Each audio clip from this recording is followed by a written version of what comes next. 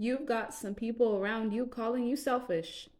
These are people that are burnt out, exhausted by their own circumstances. They have low self confidence and low self esteem, which is part of the problem of why they're not manifesting the things that they desire. And then they see you and they're like, well, here's this happy go lucky person that has an infinite amount of resources. With the Empress or Emperor, if you're a male, you look very comfortable to the people that are around you, and they know that you have more than enough to share. Some of them expect you to step up and help them. Maybe you've helped them before, but what you've realized is I'm not going to cause any form of imbalance in my life to help anybody out, because when I need help, I have to rely on myself. So you've got some people that they're really mad. They're actually jealous of you, and they're mad about the fact that you're not getting up to help them sort any of their problems out anymore. You're actually realizing it's an injustice to you. And so, for some of you, you realize like it even brings you delay in your life for helping these people. Some people feel betrayed by you simply because you're staying and remaining in your throne, and you're not getting yourself off of this meditative state. You look very calm and comfortable, and you found ways to end habits in your life that were not suiting you. This habit also involves helping other people when they don't deserve it, or just kind of saving people from their own issues and problems.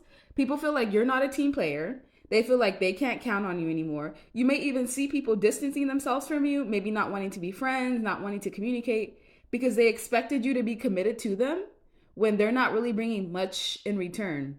And like I said, you decided, I don't care. Like, I'm going to stick to my own lane, doing what I am doing, making myself comfortable, remaining in peace, and letting people do and deal with their own issues. You have very strong boundaries now. Maybe in the past this wasn't the case. These people have some sort of expectation of you because you've helped them before. You've helped them overcome issues and challenges before. So they just expected you to be on board for it, not knowing that you have commitments to yourself now. Now you're committed to yourself. You have other commitments that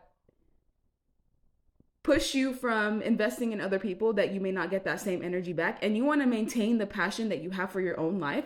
So you're not going to involve yourself in anything that may stifle that. Overextending yourself is going to reduce the level of passion that you have. And I also feel like you're communicating this with other people. No, I'm not helping you. No, I'm busy. No, I have things to do.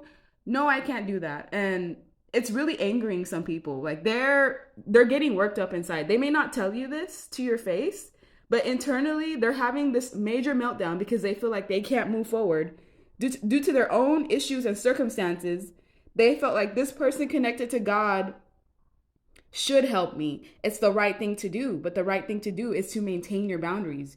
You're somebody that's very smart and intelligent, and you've already read the situation down and realized my wisdom is telling me to step away and back up from this dynamic. And I feel like that's the communication that's happening. You're moving forward and progressing, getting stronger, gaining more knowledge, gaining more assets, and people can see this. Meanwhile, their lives may be going downhill because, like I said, their internal energy is showing externally due to their circumstances. And because of the fact that they're not ending certain habits, it's finding them in situations where they need help.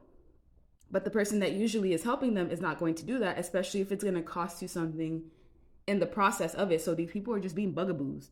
Literally bugaboos around you, wanting you to kind of channel or transmute this depression, this sadness, this worry that they're under. But what your spirit guides are telling you, the messages that you're receiving, is to stay away, to let bygones be bygones, let them deal with their own issues and problems. People know that you're familiar with chakra work. They know with your help, you can transmute any negativity and turn it into a positive. They know that any energy imbalances they have, any blocks they have, you can take care of it. They also know, you know which way to go.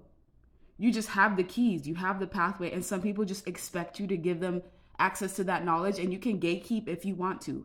Some people are mad that you're gatekeeping your knowledge from God, from source, from your ancestors, from your guides. They just expect you to share what the keys are with them, and that's not your job. And this is why they're enraged inside. This is why these people are starting to just, some of them may even become violent. They may even start to lash out at you because you don't want to help them with their own problems. In a way, their betrayal or them feeling that way is just a projection of their own issues onto you. So distance yourself and pull the sword out if necessary. Most people know not to play games with you, but the ones that don't are the ones that have had your help before and they just expected you to step up for them, even though it's not your job. These people are not your children. You don't have to help them. You don't have to get up off of your throne for anybody. Mostly people are just mad that you're not inconveniencing your life to make theirs better, because you've already learned that lesson. You've already learned not to entertain snake behavior. You already know. And that's their lesson that they need to learn, unfortunately.